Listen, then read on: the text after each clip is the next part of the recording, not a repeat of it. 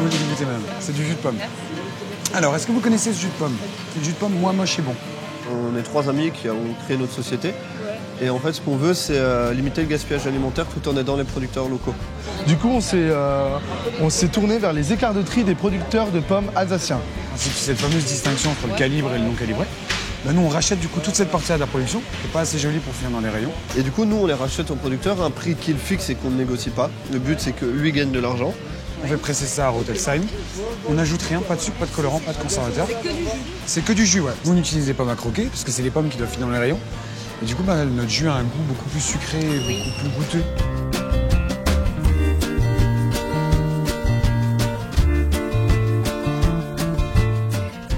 Là, le grand, là. Essaye de choper celle-là, là-bas.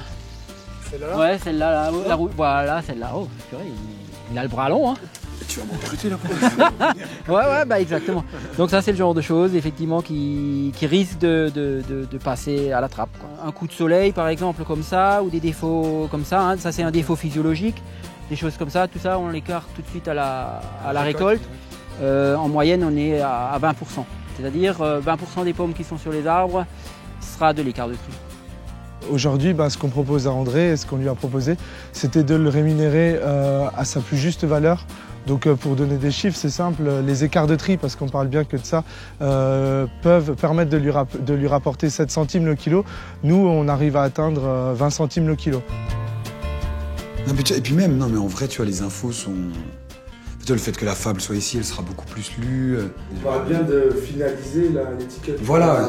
On disait un jour, notre produit, il sera dans un magasin où ce ne sera pas à Lingolsheim, ce ne sera pas à OU Express à Grand Rue, ni à la Roberto, ce sera dans des magasins où personne ne nous connaît, tu vois. Et où on ne viendra pas nous-mêmes faire des animations et tout. On va dire que ça, les gens ne pensent pas forcément qu'en étant jeune, on peut entreprendre et du moins réussir ou faire quelque chose. Et du coup, c'est un double... on s'en sert aussi parce que c'est un double impact. Et, c'est ça aussi qui est vachement encourageant.